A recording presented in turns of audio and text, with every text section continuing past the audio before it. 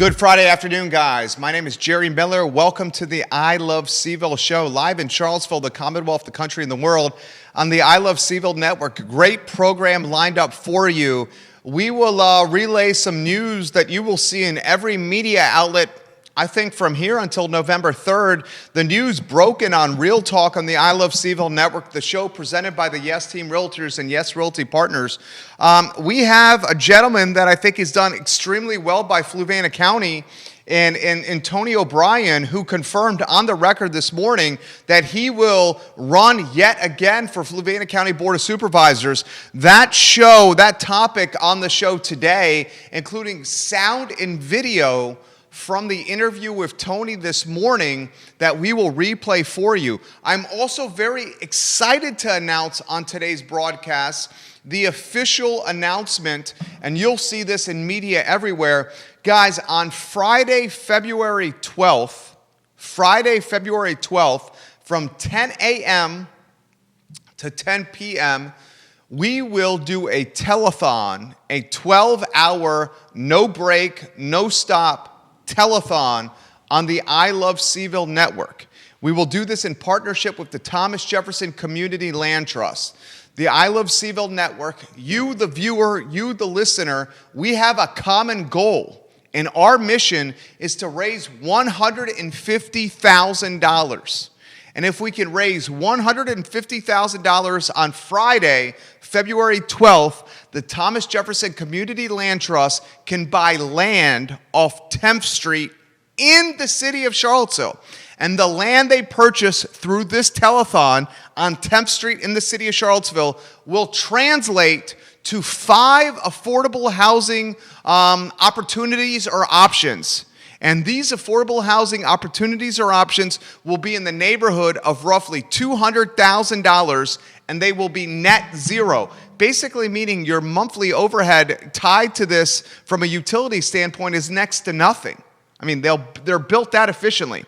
So here's what it's going to come down to. And I'm going to play you some sound from Real Talk earlier today. We're going to get corporate donations for this.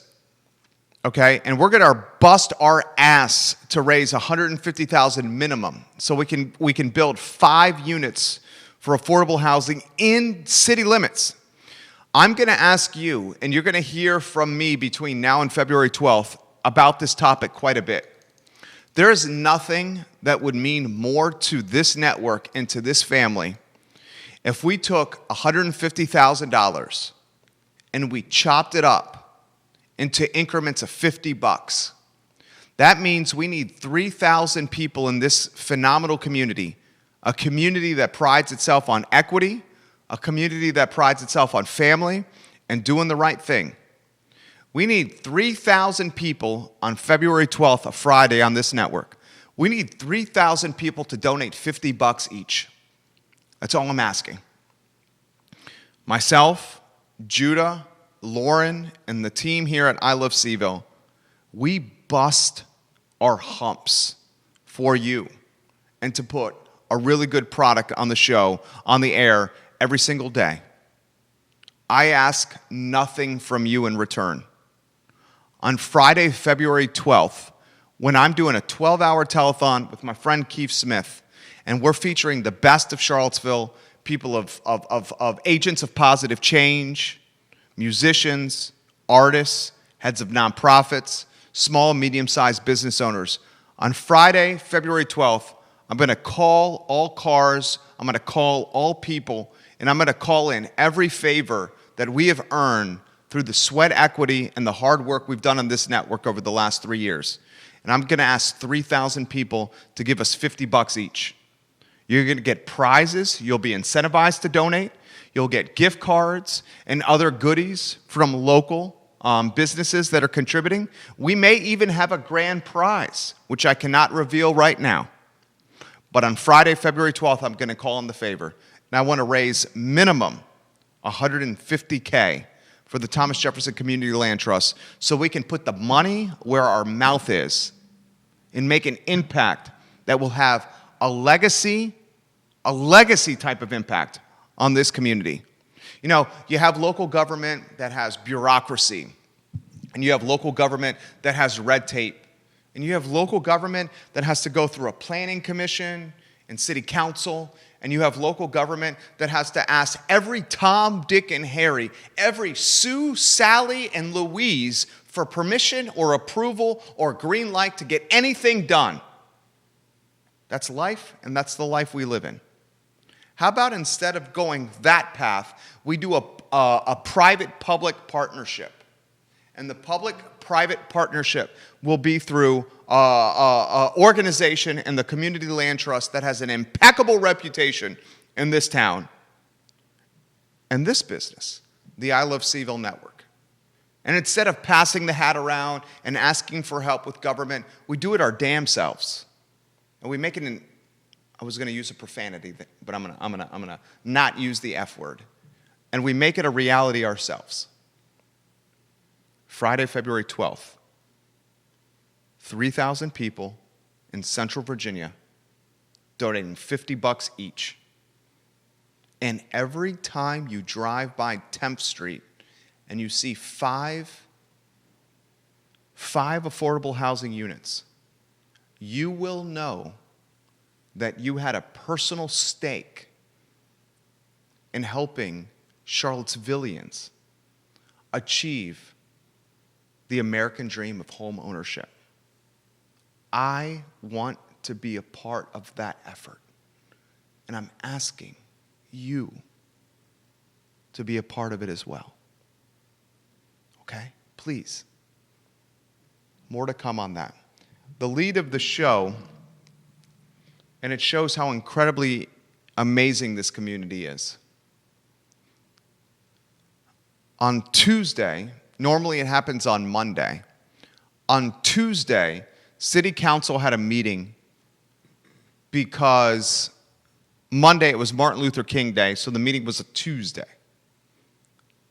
On Tuesday, Michael Payne, Charlottesville City Councilor, says on the dais, do you still have that pull quote, Judah, from previous show we did? Maybe Wednesday show, where you can talk about Michael Payne's pull quote and the fact that he can't afford to change his spare tire. Do you have that, Judah? Can you put that on screen? Give me a thumbs up if you can. Yeah, I'm looking for his picture. If you can get that on screen, my friend, that would be great. On Tuesday, the youngest member of council, how old's Michael? Maybe 29, maybe? Is Michael 29? Is that how old you are, Michael? I'd say maybe 29. The youngest member on council. A man who, when running for city council, was living in the house with his parents. Not a deep-pocketed individual. An everyday guy, just like you and I. On Tuesday, he says on the dais at Charlottesville City Council, this is not a glamour job. And give me the thumbs up when it's on screen, my friend, if you could. It's on screen. Look at the screen. Look at the screen. Look at the screen. In fact, Judah Wickhauer, get that microphone on. We don't have to turn the camera on you, but get the microphone on because I don't have the pull quote in front of me, and I want you to read verbatim, starting with the word quote, what Michael said on the dais. Can you do that for me, J-Dubs? Because I don't have it in front of me. Yeah. Okay. There we go. Okay. You get that mic on. Give me a hands up when you can read it verbatim, and I'll respond. Oh, Judah, the show is yours. All right, here we go. This is from Michael Payne of the Charlottesville City Council. He says, "There is no glamour to this job. I'm still driving around with a spare tire on my car because I can't afford a replacement. If we are constantly just at each other's throats and insulting each other and expressing that we hate each other and we don't trust each other throughout the community, I worry that we're going to end up in a situation where we become a laughingstock for the entire state." Michael Payne, Charlottesville City Councilor. So obviously that perspective that he offers on the record on the dais was clearly focused and geared and pointed at Lloyd Snook and Nakia Walker, who obviously have beef and can't get along. We all know that, okay? For him to offer vulnerability that I can't afford to change the donut, the spare tire, the crappy-looking wheel on my car because I don't have the jack, the dinero, the capital, the green, the money, and the bank account to do it, that's vulnerable. Tanisha Hudson noticed it. Tanisha Hudson says, we got to do something about it. I'll pledge $100. She tapped me on the shoulder and said, Jerry, you want to join the effort? I said, hell yeah, I do. I got $100 for myself as well. Next thing I know, I put it on the I Love CVille Network. I understand the influence we have in this community. Please understand that I understand the influence and the reach we have. Last year, in 2020, the I Love CVille Network reached nearly 300,000 unique IP addresses. Nearly 300,000 unique IP addresses on our network in 2020. I put it out there. I said, we got to help this dude. And before I knew it, Jim Hingley hits me up on Twitter, Albemarle Commonwealth's attorney. And he says, Jerry, I got $100 for Michael Payne. He should be able to afford his tires. Before I knew it, Roger Voisinay, Remax Realtor, says, I'm in for $100. He puts the money up. Johnny Ornalis at El Mariachi and Guadalajara JPA says, I'm in. I will put up some money. Abby Guskin says, I'm in. I'll put up some money. And we raised $600 in 18 minutes for a counselor who doesn't have the money to afford a new tire. Quentin Beckham, Michael's neighbor, says the neighborhood is down to contribute to this effort. We probably 3 or 4x'd the $550 or $600 needed for 4 new tires, and we did it in 18 minutes. I bet you we'd raise $2,500 in 18 minutes just by putting it on the I Love CVille Network. And that's what community does. Now, Michael Payne immediately, or a couple of hours later, had to release a statement on his social media, and the statement basically said, elected officials cannot accept donations like this. We didn't know. We had no idea. We were just trying to give him some good years. All I wanted him to do is to have some fresh 80,000-mile good years on his car. It's winter. Could be snow or ice or black ice on the road. He needs some fresh good years. He shouldn't be driving around on a donut that has a life expectancy of 50 miles, right? He needs some good years. Give the man some good years. Fitzgerald Tire in Belmont said, you know what? We'll do a community fund. Take the money, put it in a fund, grab a tire, give a tire. Need a tire? Take a tire. Almost like Tom's, the shoes. You want to buy a pair of Tom's? You want to buy a pair of eyeglasses from Warby Parker? We'll donate one on your behalf.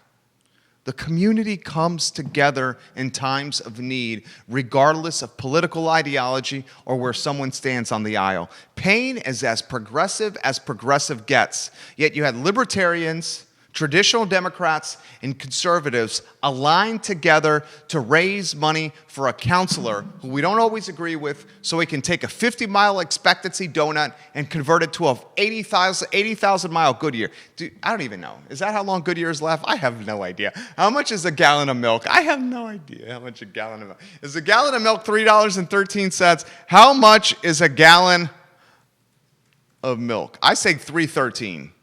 How much is a gallon of milk, Judah? Is it $3.13? Depends on what kind you're drinking. If you're drinking that swill. No. I drink skim from Wegmans. I know, it's unfortunate.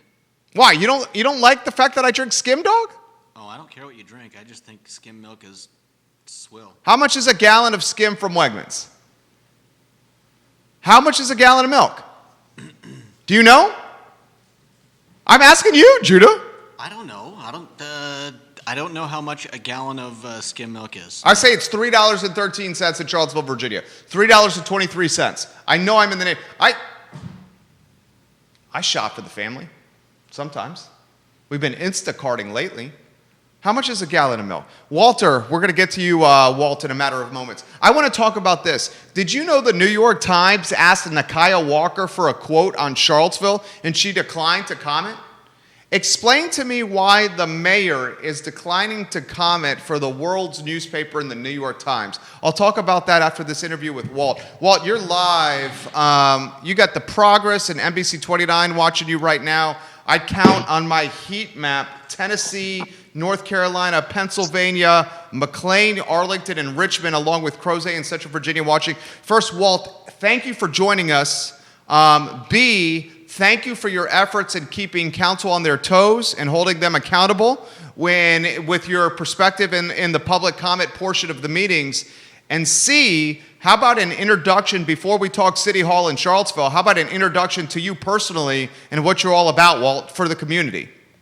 Oh, Jerry, thanks so much for having me on. I watch your show from time to time, and I'm always impressed when you have folks from the city on talking about city engagement and community matters. So thanks. Well, I've been living in Charlottesville for 25 years. I teach at the University of Virginia in the School of Education. I teach research, statistics, and evaluation. And I think I have two kids, Jack and Sophia, Sophia's living in New York City and is a playwright, and my son Jack is about to become a special ed teacher. I'm very proud of those two. And they're both civically active and active in their community in different ways. I kind of got interested and active in civic engagement in Charlottesville pretty much after I got tenure, and you can guess the reasons for that.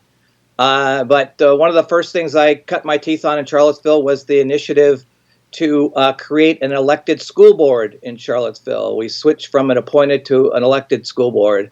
And then after that, Dave Norris and Holly Edwards asked me to be on the Dialogue on Race Steering Committee, and I got involved in that. And I have been actively engaged and interested and concerned about civic engagement in Charlottesville since then. So I do some organizing with the People's Coalition on Criminal Justice Reform. I do some organizing with the Charlottesville Low Income Housing Coalition. I'm on the faculty senate at the University of Virginia, and I'm also the president of the American Association of University Professors chapter at the University of Virginia. So. And you left out, Walt also contributed to the Michael Payne Tires Fund, and he also opened up his wallet and said, Michael Payne, you need some fresh Goodyears. I will contribute as well. Unfortunately, Michael Payne released the statement that he cannot accept the fresh Goodyears from us, Walt.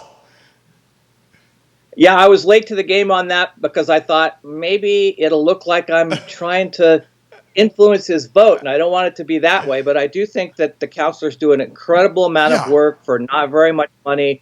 They're all incredibly dedicated to our city, and we shouldn't have a city council that's dependent on income level. I 1,000% agree with him. For example, and to put it in perspective, and then I want to hear Walt's beautiful brain in action, and we're going to give him plenty of time to offer any perspective he wants on the Charlottesville news cycle and the attrition and dysfunction at City Hall and anywhere he wants to go. But Michael Payne, Lloyd Snook, Heather Hill, and Sina McGill, they make $18,000 a year for their efforts on council. The mayor makes $20,000.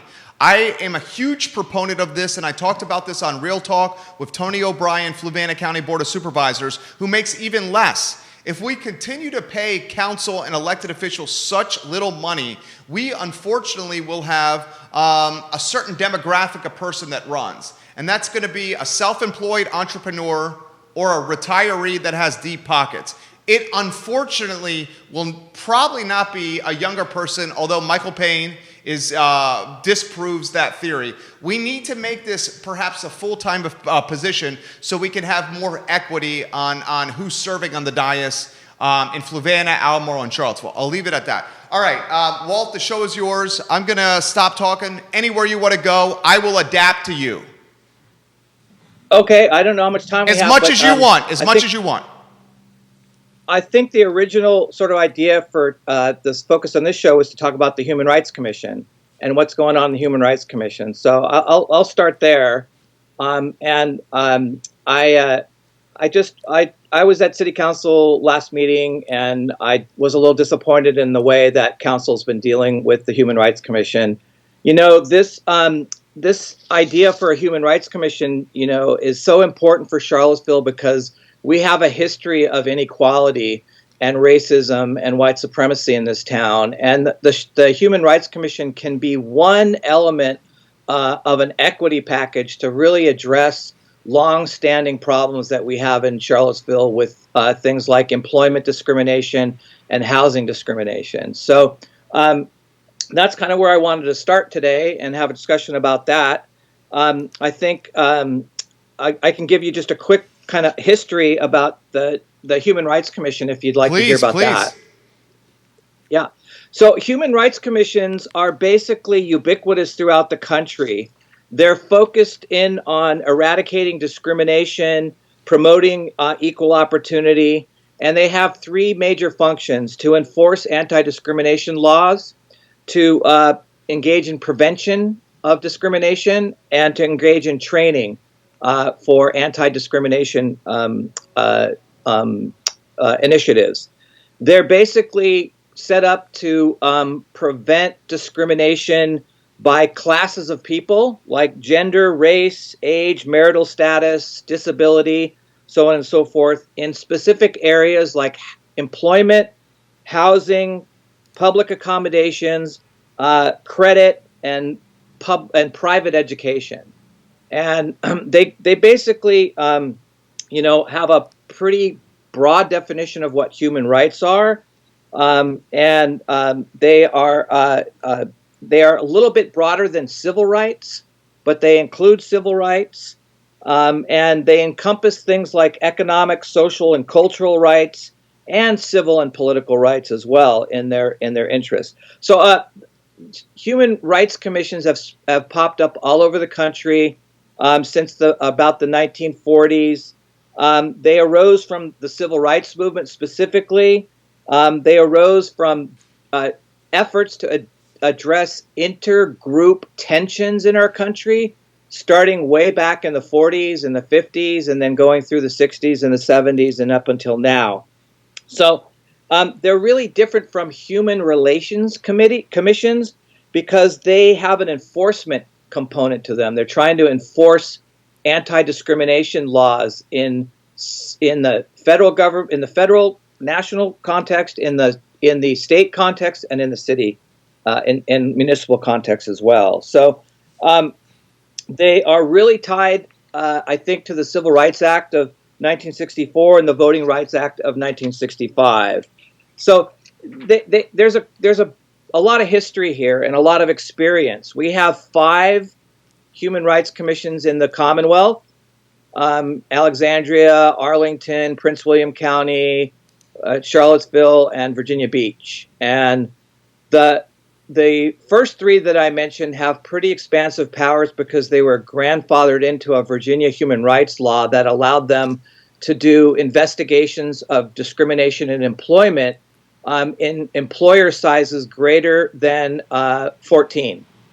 We were kind of hamstrung because when our Human Rights Commission came along, there'd been kind of a conservative backlash and the state had retrenched on its human rights laws, and we were only able to technically do employment discrimination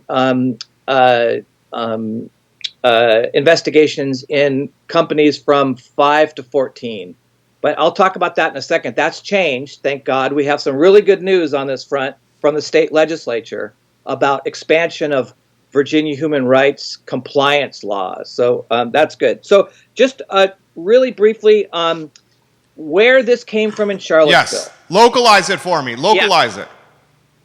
Yeah, let's talk about Charlottesville. This specifically came out of the Dialogue on Race, which was started. It was started in 2009 by Holly Edwards. That's when the Dialogue on Race Steering Committee was established, and we had 700 people in Charlottesville in small study circles talking about racial issues and solving racial problems in Charlottesville. It was a great in 2010. In 2010, we finally. Let me say this. As the Dialogue on Race grappled with this problem, they split up into 4 subgroups: economics, social, and government. And I'm blanking on the last one. But anyway, there were four subgroups of topics that we looked at, and I was actually the chair of the government subgroup, and we looked at race relations and race issues in government and public policy. And so out of that group recommended, based on a lot of research, that Charlottesville establish a human rights commission based on some of the models that I discussed earlier that you find around the country and around the state. Sure. And do we have one now? We do have one. It was established in 2013. An ordinance was written. We had a vote, and it was a 3-2 vote with Hooja abstaining and Kathy Galvin voting no, and Dave Norris and Dee Dee Smith and Kristen Sakos all voting yes. So that was established. I'm not sure why anybody would vote against the Human Rights Commission, but that's a topic for another day. Here's the question that I have for you. Why is the Human Rights Commission such a little-known commission? I follow City Hall and the news cycle as closely as you do, and frankly speaking, we geek out to this stuff, and we're not the normal people when it comes to the news cycle. This is the first I'm hearing about this. Yeah, you'd think it has a long history since it started about 2010. It has a long history. It's been in the news cycle over and over again, but the problem is that there's not been a really significant commitment by There's no prioritization by council for this. Yeah, it hasn't really been prioritized, and it's gone through some struggles as it's evolved. So, for instance, when we brought this, when our subgroup brought this to the Dialogue on Race Steering Committee, we got pushback on it, and we finally had to have a vote, and it was like an 8-2 vote to push this off to City Council. And at the time, we had the support of the NAACP, Legal Aid, Virginia Organizing, and FAR, amongst other groups.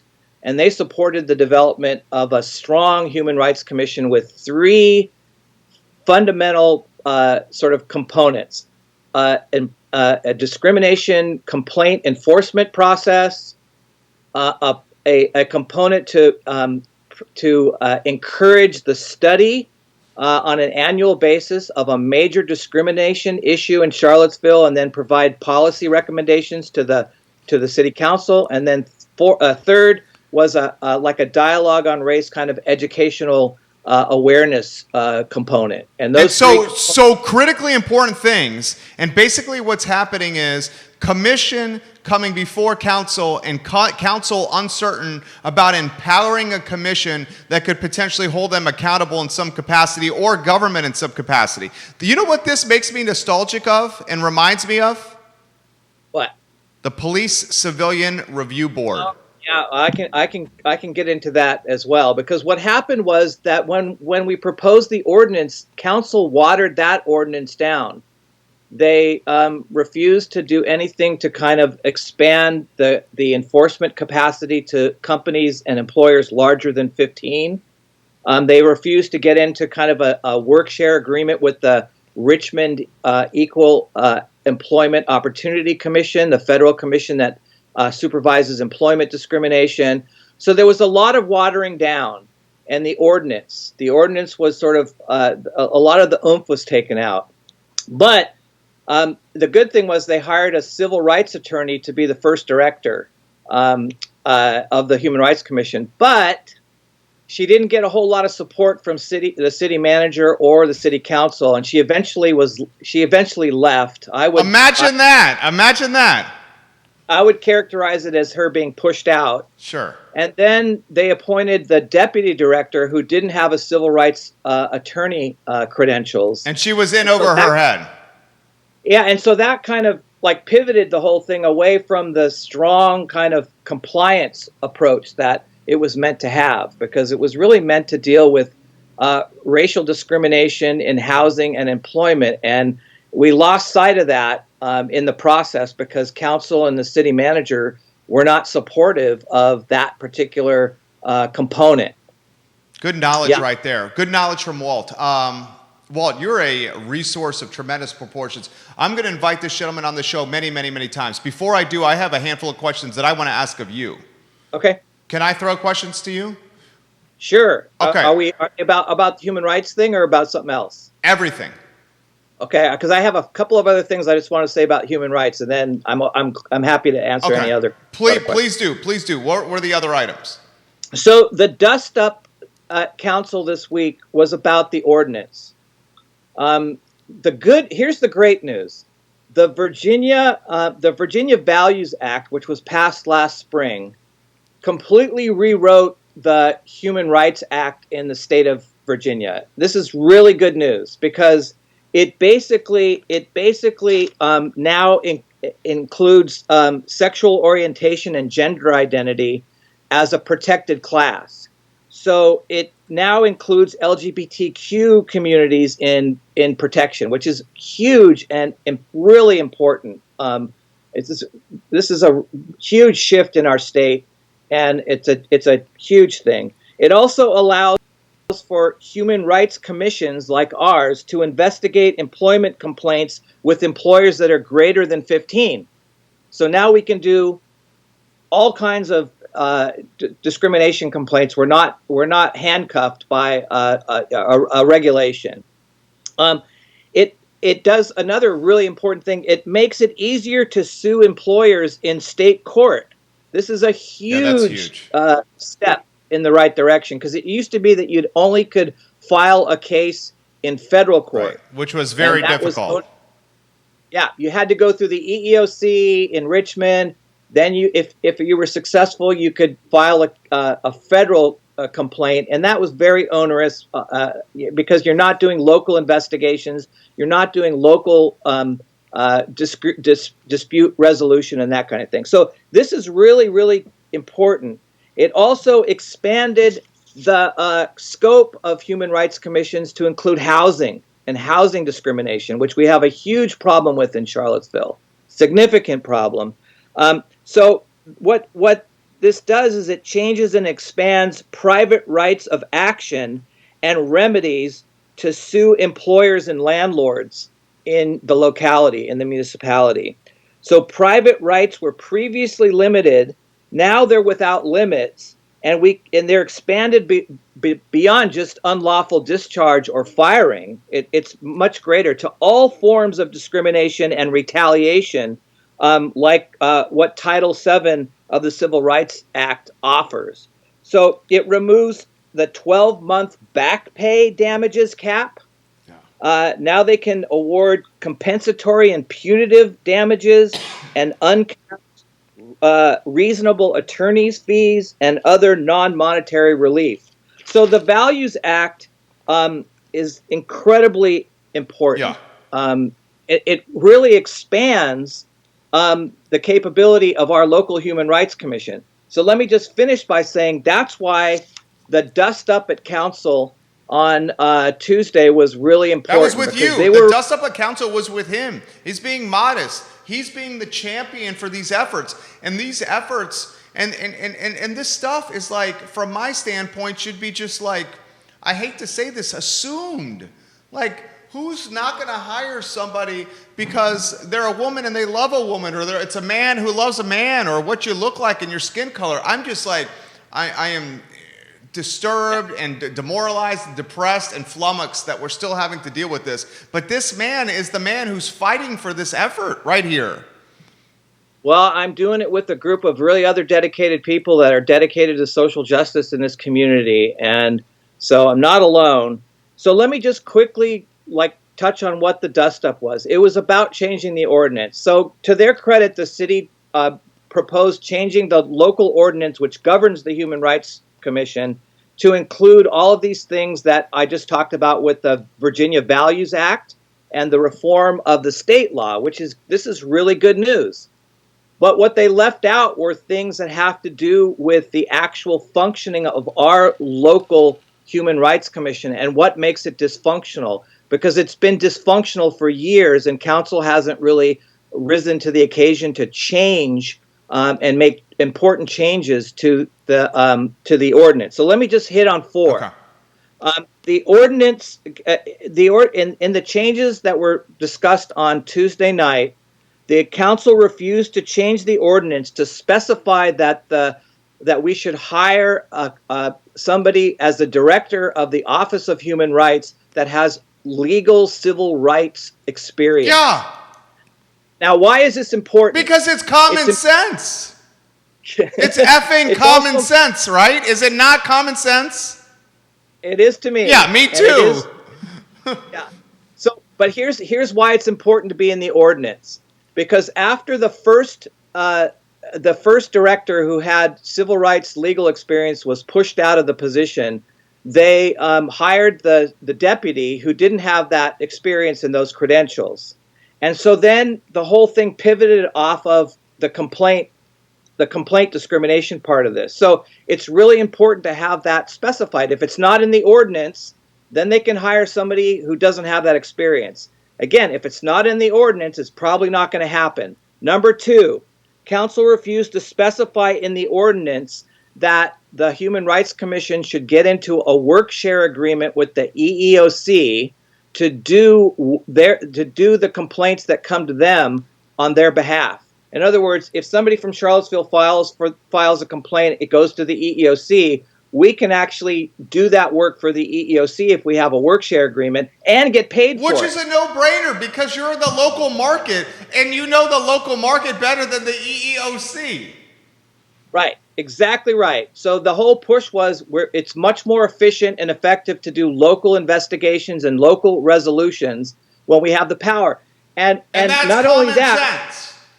It's common sense. You can't force the EEOC to get into such an agreement, but we should always be pushing from our end to get into that agreement. Number three, the council refused to change the size of the Human Rights Commission. It's unruly. It's like 16 people, and for the last 5, 6, 7 years, it's been a mess because when you get 16 people in a room, you got too many they cooks can't in the make it kitchen. work. Yeah. So let's look at our important commissions in this town. The Planning Commission. How many are on it? Not that many. How many are on the five? 5 on council, 5. 6 on the board of Yeah. supervisors. You're limiting the cooks in the kitchen. How many people are on the Police Civilian Review Board? Tell me. 7. Walt, you're smart. I like you. So the deal is that we were trying to convince them to treat this seriously like they treat their other serious commissions. And the only way to do that is to reduce the size so these people can get some work. Would they be appointed Now, or would it be volunteered? They're volunteer, but they're appointed. Okay. They volunteer, but council appoints them. And here's the rider to that one that didn't get into the ordinance. We should probably have some people on there who have subject matter expertise. Yes. So if you look, for instance, in employment and housing. So if you look at the Planning Commission, they just don't let anybody onto the Planning Commission. Yeah. Those people, a lot of those people have Lisa Green is super smart. She knows what And she she's has- talking about. And just look at some of those folks on the Planning Commission. They have subject matter expertise. They're experts. Right. The same thing with the Police Civilian Review Board. We left spots on there for people who had direct experience with policing, who come from public housing and from other disadvantaged communities. We had specific spots. So we had argued to the council to please put some subject matter experts onto the Human Rights Commission, and they failed to do it on Tuesday night. Fourth, the fourth thing was a major component of the Human Rights Commission is to do one study on one major issue of discrimination in Charlottesville per year or every 2 years. Like, for instance, we should be studying employment in Charlottesville by race. Yeah. We don't even know the statistics on who is unemployed by race in Charlottesville. We do not? We don't have. We don't. No. I've asked for that information for years. We don't know that information. So the deal So was you is basically that don't know every year who's being hired by race? I've never been able to find it or see it, and I've asked for it. That is shocking. So we need to know what unemployment looks like by race in this town. Yes. And the Human Rights Commission was meant to do one major study. So, for instance, another study could have been like the disproportionate treatment in our healthcare system of minorities. Like, we all know that the birth rate for African American women is not the birth rate, but the what's the term for when you lose a pregnancy? There's a term for Miscarriage. Yeah, we all know that rate is greater, and we all know from the pandemic that there's disproportionate impacts on Native Americans, African Americans, and Latinos when it comes to the pandemic and healthcare. Yeah. So the Human Rights Commission could do a year-long study where they bring in witnesses, experts, do research, and then make policy recommendations to the council. Here's 3 things you can do to solve that problem in Charlottesville. Or here's 3 things you can do to solve our labor, our racial discrimination in labor in Charlottesville. This sounds like a no-brainer. This sounds like a no-brainer. That's basically what you're saying. We asked the council to change the ordinance so that it's specified that the commission must do a study like this once every 1 or 2 years, and they didn't put it in the ordinance. So anyway, and then we wanted a council liaison attached, and I don't know if that got done. So why is this important? This is important because with the new changes in state law, which are phenomenal and really expand the capacity of a Human Rights Commission to do an effective job, we have to have a functioning Human Rights Commission, and this depends on the ordinance, and it depends on council direction, and council needs to be the one telling the Human Rights Commission and mandating the Human Rights Commission what it could do. What they've been doing is kicking the can down the road for years. Worse. They're treating you like a redheaded stepchild. They're deprioritizing you, making you an afterthought, and hoping it eventually crumbles. Right. So that's exactly right. So because there is a political cultural element to this. I study political culture. And in political culture of Virginia and locally, we have a disposition toward elitism and a lack of direction in terms of equity. But that's a whole other story. What does that mean? That the commission is only going to be white, wealthy people who have the time to volunteer? No, it just means that the commission isn't treated like an important component of the equity decision making, and the equity. A perfect example of that is how the Police Civilian Review Board's been treated. Yeah, well, that's a whole nother story. Just let me finish on the Human Rights Commission. We can talk about that. So the functioning of the Human Rights Commission really depends on the ordinance and the leadership and the intervention by council. And council has been constantly pushing this off, pushing it back to the Human Rights Commission, and the Human Rights Commission can't fix itself because of these dysfunctional elements that are going on with it for years. So council has to take responsibility. If everybody is on Twitter today, the previous chair of the Human Rights Commission, who just stepped down, tweeted about how every time she brought up an issue to push back on and to really change the Human Rights Commission in a positive way, she got so much pushback from a lot of commissioners that she couldn't even do her job. She was treated really poorly, and she couldn't, every time she tried to make a change, she got shot down by what she calls the Roberts Rule kind of mafia that shut her down. So let me do this. Let me do this. I got Scott coming up here, and I'm past time here. Okay. Let me do this. You've killed this, Walt. You're 29 minutes in. You've dropped a ton of knowledge here. I want to pick your brain about the Charlottesville news cycle. I cannot do it today. What I'm going to do is I'm going to follow up and how we've been communicating to see if we can get you a time next week, your schedule permitting, because I want to talk a news cycle. Take 30 seconds to put a ribbon around everything you're saying, and we'll do part 2 next week, your schedule permitting. Okay, so what we saw in the Capitol is related to what we saw in 2017. I call it sea to not shining sea, Charlottesville to the Capitol. And it was about white supremacy and stopping white supremacy and addressing institutional racism. The Human Rights Commission is not the end-all, be-all. It is a component that, if it's effective and it's given priority and it's paid attention to, can be one small step in creating a more equitable Charlottesville, a more fair Charlottesville, and a more just Charlottesville. There you go. Turn that into a sizzle reel that we can cut on tomorrow's show, that answer, or on Monday's show, please. We'll play play Walt's answer right there from Monday's show. It's a silver buckshot. There's no silver bullet to steal Keith Smith's thunder. It's a silver buckshot, and one of the aspects in the silver buckshot is the Human Rights Commission. Another one is the Police Civilian Review Board. The more councils or commissions or groups that are prioritizing social equity and closing the wealth gap, the better the community.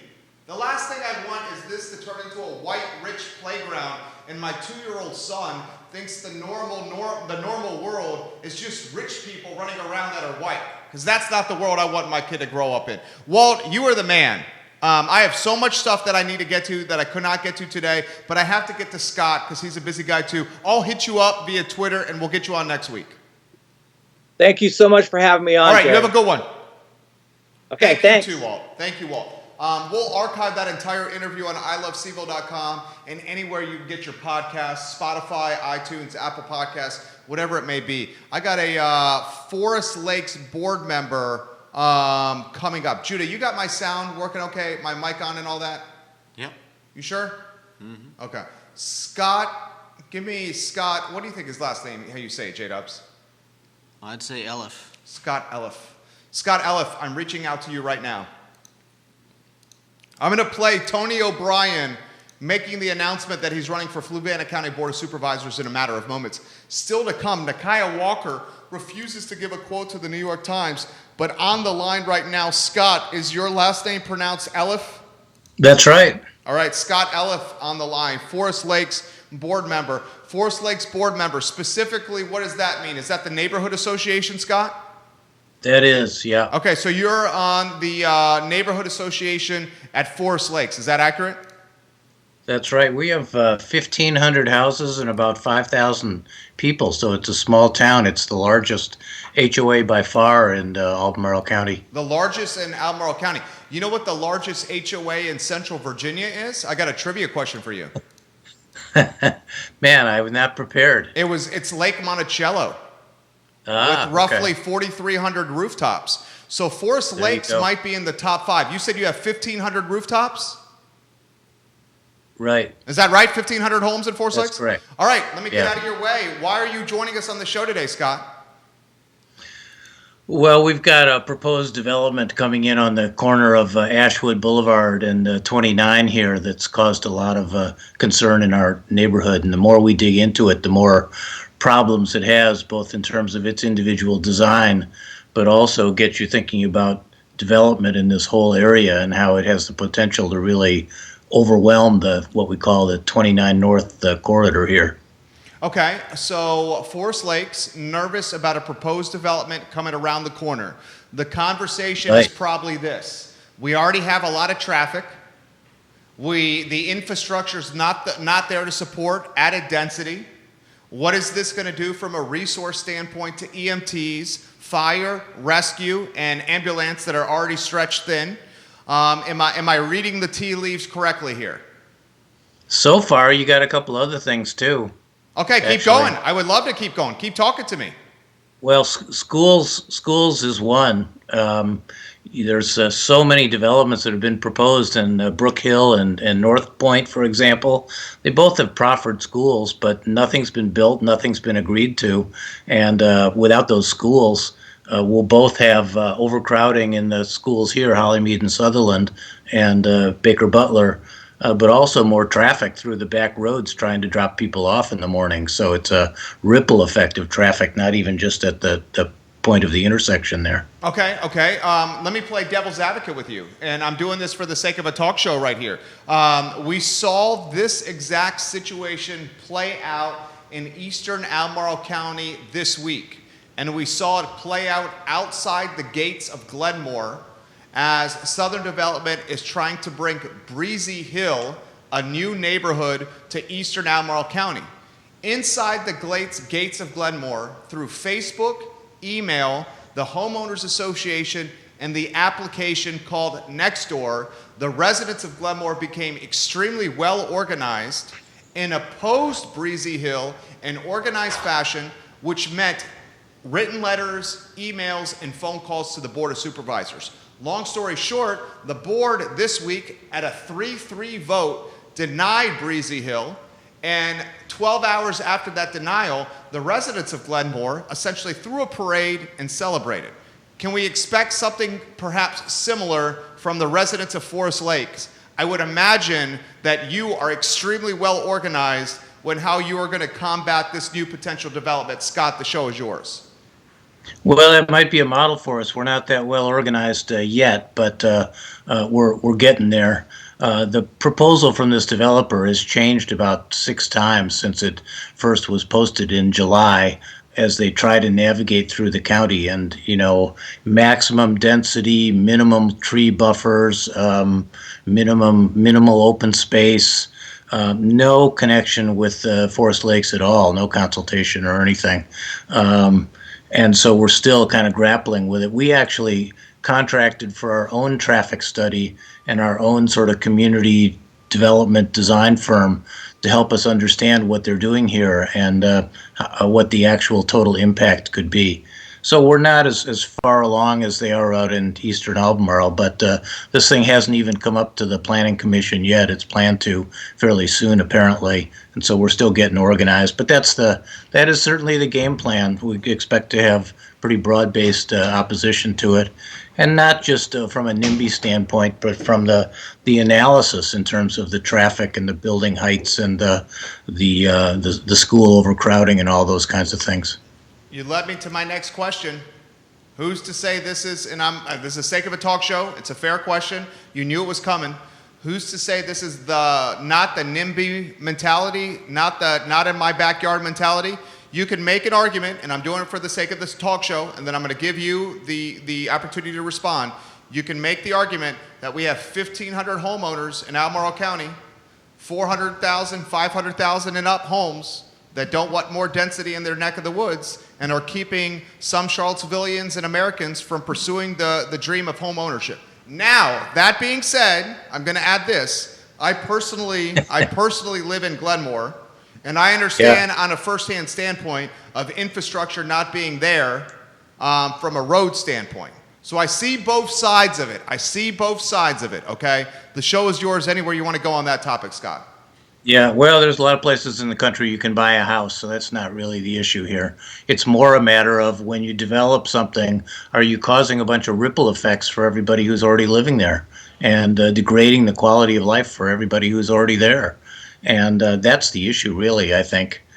You probably know this, but it was news to me as we started to get into this. You know how many housing units are already approved on the books for the 29 corridor from Rio Road, or maybe a little further south up through Airport Road and beyond? Tell us. 5,000 already. So from your point about infrastructure here, roads, certainly, mostly traffic traffic stoplight backups, and schools, and probably environment as well. Scott, kind enough to join us here. He's on the Forest Lakes Neighborhood Association, one of the board members. Who's the developer proposing the development? Well, it's called RST, which is, I think, 3 guys, first names.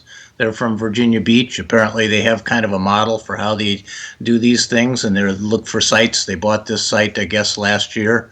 We only learned about it, fairly recently, but so they plan to sort of bring in their model and drop in, what they are able to build there. In this case, it's a dozen, or actually 10, 4- and 5-story buildings, plus some 3-story apartment buildings, in a neighborhood that is single-story townhouses, some 1.5-story duplexes, and then as you get further back into Forest Lakes, a range of cul-de-sac-based 2-story houses. There aren't 4- and 5-story buildings anywhere along this corridor here. You got NBC 29 and the Daily Progress watching you right now. I want to give you a heads up. Daily Progress and NBC 29 both watching you right now. What do you say to this, people? I'm going to give you a very pointed question, and I appreciate your honesty here. What do you say to this? The people that bought a home in Forest Lakes bought a home in a designated growth area. They knew when they bought a $400,000 or $500,000 home in Forest Lakes that this was a designated growth area. And now the growth is happening. And they knew it when they bought it. What do you say to that? Yeah, we're not opposed to getting this parcel developed. It just has to be done at the appropriate scale and without causing big backups. This is just way too dense, too tall, aesthetically very poor for the area, be negative for property values.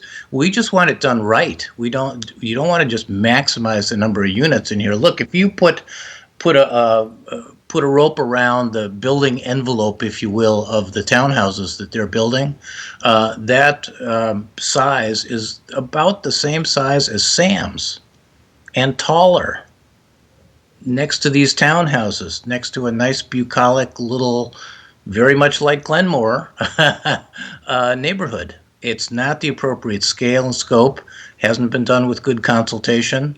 I understand a developer wants to maximize the number of units that he can get in someplace, so he minimizes the tree buffers. The tree buffer of 30 feet against between their property line and these townhouses means you're going to have 45-foot tall buildings basically 75 feet away from the backyard of these townhouses. That's like halfway up the sky. Blot out the light, literally, for these people. Halfway up the with sky. No discussion. Well, I know what you meant. Okay. I know what you meant. All right, here, Glenmore man, you're sitting at your pool at Glenmore at one end. You look at the other end of the pool, that's 75 feet. Seems longer when you're swimming it, right? Picture a 45-foot tall building straight up 45 feet at the other end of the pool. Yeah. It's going to affect your suntan a lot.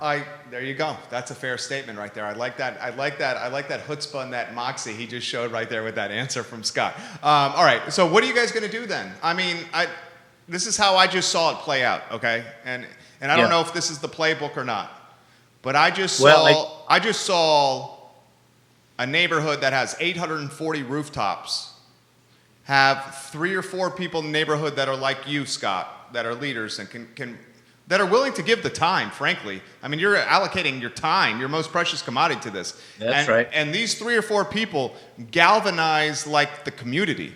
And they did it through Nextdoor, email, and a private Facebook group. And there were very clear instructions for all of us that lived in the neighborhood. This is what you're going to do to oppose it. And they gave the playbook of success to everyone who lived the neighborhood. This is what you're expected to do. Now, I'm not saying everyone did it. Yep. You know, but they galvanize and organize through these social channels to oppose this development. Is that what you guys are going to do? That's exactly what we're going to do. We have some of it in place, and we're still working on it. As a matter of fact, we do have kind of a 10-minute, maybe droning presentation by me with charts and graphs and everything that's on forestlakes.net under the announcements tab.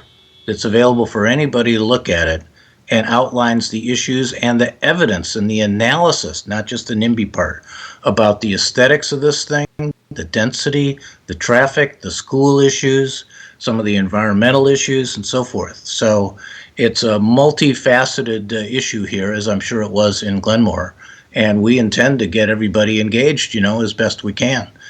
Isn't it nice to think that democracy works, right? If you have a handful of people that can galvanize a community, and that the decision makers ultimately listen to the voice of the community. That's what sounds like happened over in Glenmore, and that's what we hope and expect will happen here. That's a really good model for you to leverage. If I was in your shoes, and this is obviously what I do for a living, but if I was in your shoes, I would leverage that model to the betterment of your effort. I'm going to close with a few more questions. I appreciate your straightforwardness and honesty. How long you been in Charlottesville? 15 years. Okay, so about 2015. What brought you to Charlottesville? 2005 to 2021. So about 2005 you got here? Yeah, 2005. Yeah.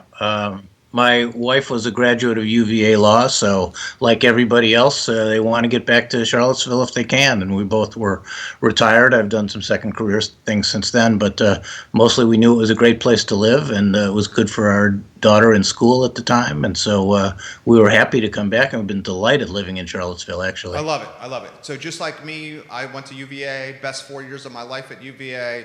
Just like a lot of us, we get romanticized and seduced back to the area because we had a phenomenal time in this 4-year period and the quality of life, and there's frankly a lot of stuff to do here. All right, close on this here. Anywhere you want to go on this topic. Albemarle County, not much area for development. such a small sliver of the pie is earmarked for residential and commercial development. If such a 5%, I believe, of Albemarle County is earmarked for commercial and residential development, both. So that means in that 5% sliver, we have to build buildings and rooftops for people to live in.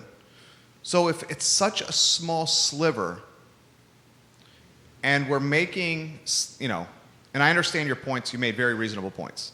Such a small sliver for development, and we're taking that sliver and we're saying we can't potentially develop in that 5 percentage points of the pie, where are people going to live in Albemarle? Yeah, that's not what I'm saying, no. I said we're not opposed to developing this. I think the growth area strategy that the county has is pretty good. I love the rural areas. I want to maintain the rural areas. It doesn't mean you build skyscrapers on every plot of land in the growth area. You have to have development in the growth area that is sensible, that's appropriate scale, and that doesn't cause backups for all the people who are already there. And that's the issue here, that you've got something that's out of scope, out of scale, has too many negative effects that haven't been taken into account at all by the developer. The developer's trying to get this thing through, trying to maximize the number of units, maximize the dineros, right? And the result is, hell with the people who are already here. And that's not the right way to do it. And your model in Glenmore showed that it doesn't have to be that way, and that they need to go back to the drawing board, and that's where we're going to end up, we hope. Well said. That was very well said. Thank you for your time. If you're not hearing this from other people in Forest Lakes, I'm sure they're giving you some props right now. You got a lot of them watching. You are welcome to come on the show anytime you want. And if you want to give us the flip book of what's transpiring, we're happy to do it. And frankly, if you want me to get Ned or Ann or Donna and one of the Board of Supervisors on the show, I'll do it. They will come on, they listen, and we can ask them questions that you pass along. Yeah, that would be great. You know what I'd also actually appreciate, you started with it, and it's terrific, is the success model that was in Eastern Albemarle with you and your neighbors. I'd love to get connected with them so we can learn what they did, what worked, what didn't, what was effective, and so forth. I'm a newbie at doing this kind of thing, so I'm happy to understand that I don't have every answer or every technique or whatever. So any way you can connect me with them would be fabulous. We'll let the process go from there. Yes, sir. We will do that off air. Thank you, Scott. You have the best, and we'll let me know. Ping me. Judah's going to respond with this via email to you, and then you'll have my email. Ping me in the future if you need anything, please. Perfect. I'd be happy to come on again. Look forward to it. Thanks. Good show. All right. Thank you. You have a good day as well. Thank you. Okay. I see both sides of this, man. I see both sides of this. And dude, I am on my business. We own 3 businesses. The 3 businesses are an advertising agency where we manage brands and drive return on investment to our clients by raising their brand awareness. If you raise brand awareness, you'll get new customers, and new customers yield incremental revenue. My businesses, 3 of them that I own solely, are an advertising agency, a real estate investment firm, and this I Love CVille Network. Each of these 3 businesses benefits by increased density in Charlottesville and Central Virginia. The advertising agency has more customers to service, and frankly speaking, we have a hell of a lot of businesses on the real estate development supply chain on our client roster. Second, the podcasting network, the I Love CVille Network, benefits if there's more density in Charlottesville and Central Virginia because there's more eyeballs watching the show. And lastly, I own a real estate portfolio company, and my portfolio is tied to roughly 20,000 square feet of commercial real estate ownership, where we have 27 tenants, and we do the executive office space model. Of course, if there's more density, there's going to be more demand for my real estate portfolio. I'm torn on this topic, and I see it from both sides. I see it from the side of being relatively young. I am relatively young, and age is a state of mind, obviously. And it was challenging for me to buy my first piece of property. The first piece of property, all I could afford in Albemarle County was a condominium at the Villas at Southern Ridge. I paid $180,000 for it in roughly 2005. I had a couple of buddies live there, and now it's a rental property that I'm figuring out what to do with. If there had been more supply, perhaps I wouldn't have been able to buy a condo. I would have been able to buy a standalone single-family detached, which I initially wanted. The American dream is home ownership. Who's to say we should strict or limit the opportunity for an American dream of buying a home? And by limiting density, in some ways you are doing that. The flip side of the argument is this, and I know this because I saw it firsthand living where I do in eastern Albemarle County. There is one way pretty much to get to where I live. One way. And that way is often log jammed or trafficked or very arduous to get to. And the argument made by where I live is the infrastructure is not in place for this kind of density. It shouldn't be approved despite being in the designated growth area. Before we allow properties and developments to be green lighted in designated growth areas, we need the infrastructure in place first. So that was the argument made by Glenmore.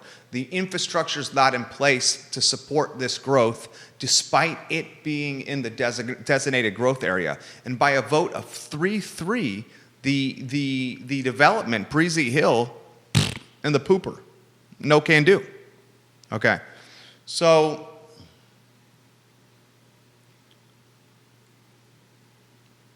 have you ever been going to Forest Lakes around 5:30 p.m. on a Thursday, Friday, Wednesday, Monday during the workday? You can get stuck on traffic on Rio Road all the way up to Hollymead. The school's issue is a legitimate concern. School reconfiguration needs to happen. I think the main issue we have is this. Maybe less a YIMBY and NIMBY issue. Yes, in my backyard, no in my backyard. And more the fact that the comprehensive plan only allows 5% of the county to be developed. That's your biggest issue. It's such a small aspect of the county can become rooftops or commercial buildings. And when you limit such a small percentage of the county to development, you're going to have this NIMBY and YIMBY mentality. I'm curious of your take. Scott, I thought you did a hell of a job. And I don't have the answer, dude. If you live in Forest Lakes, do you want an extra 1,000 people right around the corner from you clogging up the roads? And for the extra 1,000 people that want to live here, don't you want a bed and a roof to own to pursue the American dream? There's no right answer. I will tell you the wrong answer. The wrong answer is the fact that such a small sliver of the county can be used for rooftop sleeping, home ownership, and commercial ownership. That's the wrong answer. That's the wrong answer. All right, a couple items I want to get out of the notebook. Do you have the sound from Tony O'Brien from this morning, Judah? Yeah. All right, let's get that sound ready to go before we get out of here. Tony O'Brien announced on Real Talk on the I Love CVille Network that he's running for the Fluvanna County Board of Supervisors again. Judah, get that sound ready to go in 3, and 2, and 1. Play that sound. Want to share anything about that? Yeah, it's election year again, so I do plan to run again, and it's been a real privilege and honor to serve on the board thus far. I still have some goals that I want to achieve.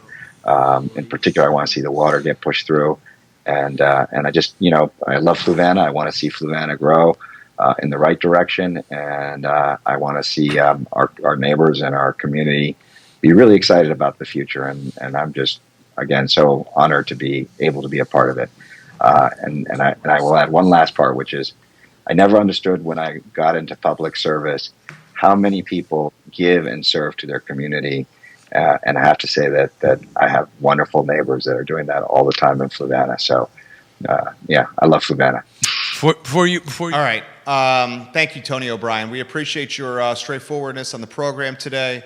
We wish you the best of luck in your efforts to get another term on the Fluvanna County Board of Supervisors dais. All right, I'll get out of here on this note. 2 items to get out of here. Do you have the New York Times article you can put on screen, Judah? New York Times is riding the coattails of Charlottesville again and using Charlottesville yet again. Not only is the New York Times using Charlottesville, of course, we know Joe Biden used Charlottesville in his campaign to run for president. New York Times doing a kind of recap story on 8/12. New York Times, a recap story on what's happening in CVille since August 12, 2017. New York Times reaches out to the mayor, Mayor Nikiah Walker. Mayor Nikiah Walker chooses to not offer a quote for the story. That's on screen, J-Dubs? It's on screen, thank you. So for those that are listening on iTunes, Apple Podcasts, Spotify, or Pandora, the headline of the New York Times article is this, quote, Charlottesville inspired Biden to run, now it has a message for him, end quote. The sub-headline of the article is this, quote, the white supremacist rally in 2017 prefigured the rise of right-wing violence in President Trump's name. Now, as President Biden calls for national unity, residents say it requires accountability first, end quote. It basically comes down to this. Is the one shot on me? I don't talk national politics on this program for a reason, but the man who's in the White House number 46, Joseph Biden, utilized Charlottesville. Some would say used. Some would say leveraged. Some would say manipulated. Others would say showcased, featured, or included. I'm in the camp of used, leveraged, and manipulated, and not in the camp of showcased, featured, and highlighted. So the dude is running against Trump. Trump is a dumbass, and he says there's good people on both sides after August 12, 2017, one of the biggest mistakes of his presidency we can all agree upon. Biden capitalizes on that dumbassery by Trump and says there were not good people on both sides. Racism will not be tolerated. No shit. So now Charlottesville is saying, Biden, you used Charlottesville in your presidency to win a spot, to win a seat, to win the seat in the White House, yet you haven't come to CVille. That means you're just using us, dude. That's called being used. That's called being a pawn in a game of chess. So New York Times says they interview Susan Bro, Heather Hill's mom, rest in power, Heather Hill. They interview Sina McGill, Vice Mayor of Charlottesville. They interview Biden, talking about CVille. Biden hadn't come to Charlottesville. Joe Biden, use Charlottesville in your campaign after you've had coffee at Java Java, after you've had coffee at Mudhouse, after you've had coffee at Greenbriers. Joe Biden, use Charlottesville in your campaign after you've had a Minuteman at Three Notch. After you've had a ghost from Three Notch, after you've had a missile from Champion. Joe Biden, use Charlottesville in your campaign after you've had a glazed donut from Carpe Donut. Joe Biden, use Charlottesville in your campaign after you've had the prime rib from Aberdeen Bar. Joe Biden, use Charlottesville in your campaign after you've had the Big Mike from Peloton Station. Joe Biden, use Charlottesville in your campaign after your shoe leather has walked 4th Street and the memorial that is Heather Heyer. Then use it. Don't exploit. New York Times does a follow-up and says, how's Charlottesville doing? Mayor Nikiah Walker, we don't see eye to eye. Nikiah Walker and I are like oil and water. Is that the right, is it oil and water, Judah? Is that the right one? They don't mix, right? Oil and water don't mix. Thank you. We don't mix. We're like oil and water. New York Times calls her up multiple times. It says in the article multiple times. Refuses to comment for the world's newspaper. Last time she commented in the New York Times, she said Charlottesville was an ugly to the soul kind of place.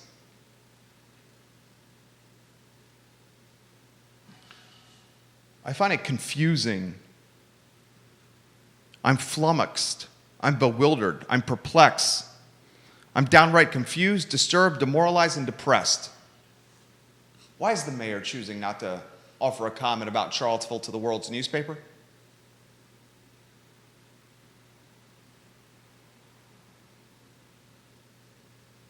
An activist mindset should not be in office. And November 3rd,